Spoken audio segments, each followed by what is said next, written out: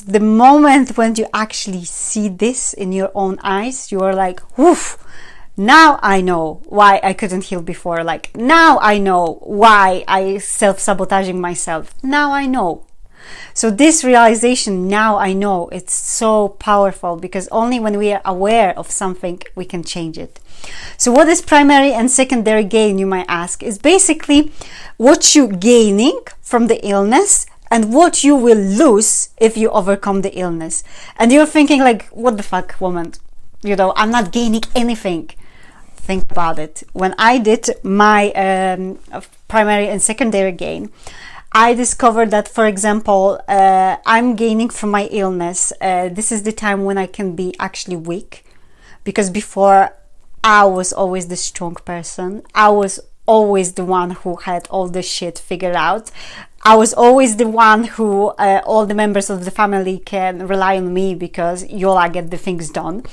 So when I was sick, that was only time when I can feel small and I can feel that I need some kind of protection. I never asked for anyone to take care of me. I never asked for anyone to hug me. I never slow down. So that was the times which this illness gave me, was the time for myself, and attention as well. Attention from the people who normally would never give me this attention. Like, for example, my mother sometimes, you know, I had 3 operations, and in one operation she visited, and I didn't expect that. And somehow subconsciously, I think I was hoping that she's gonna visit again. And so, you know, that was the gain. Another secondary gain was at work. I could just call and say, oh, I need a day off because I've got the bad flare up, blah, blah, blah, blah. I didn't like my job, you know, but that was excuse for me, or excuse to get out half an hour earlier, or, you know, I bet you can relate. And another thing, what was my secondary gain, was that I don't have to socialize. Yeah, like my friends was calling, Yola, are you going? You know, we are meeting somewhere in the city, blah, blah, blah, blah. And Yola was like, no, I've got such a bad flare-up, you know, I cannot possibly go. I'm sorry, but my endometriosis. So that was it.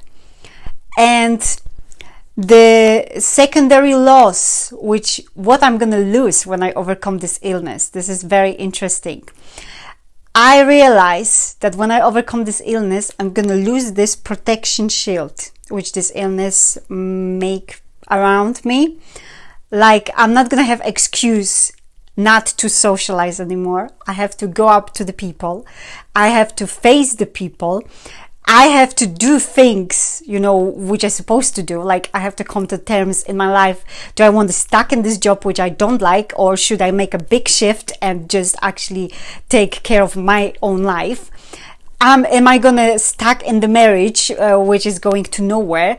All this decision I would have to make when I get healthy. And this illness was keeping me, like, you know, on the one side. So I couldn't make the big transition to being really, really healthy.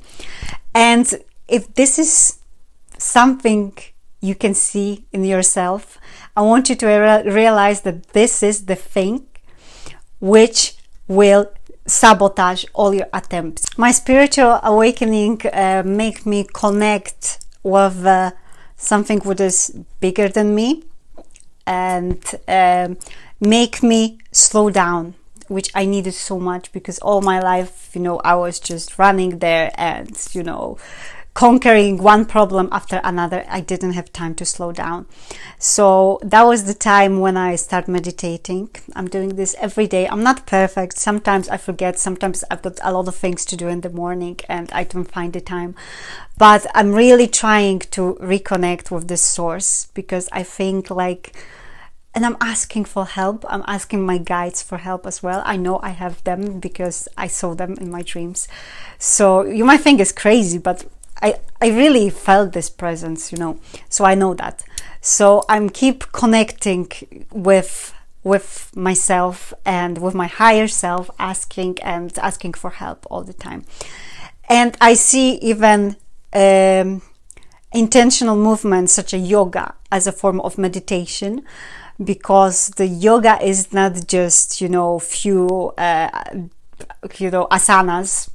For me, it's like really form of self-care. And if I don't do it, I physically and mentally don't perform that good as when I actually give myself this time.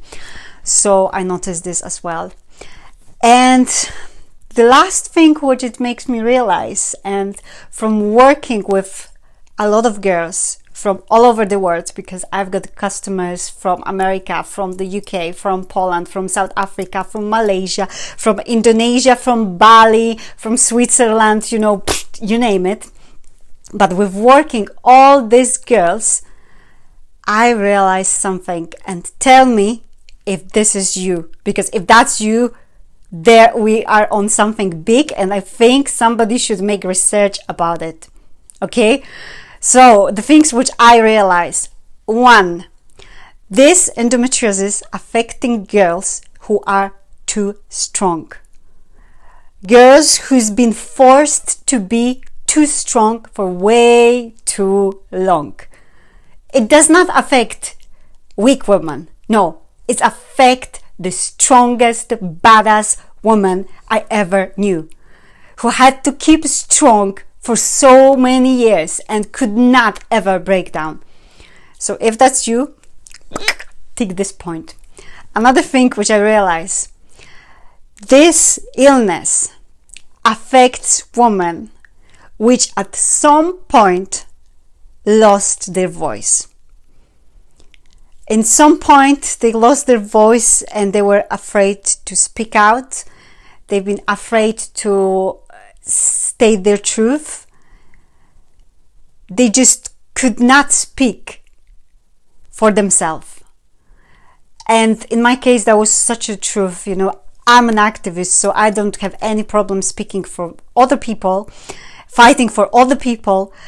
But I realized when that comes to me, I had a big problem speaking for myself. And I know exactly, thanks to hypnotherapy, I know exactly the moment when I lost my voice. Exactly. And I reclaim it since then, of course. But if that's you, take this point as well. Another point which I realize: the women which are suffering from endometriosis carry some kind of big shame around them. And maybe it's just one shame, maybe it's kind of few different kind of shames combined.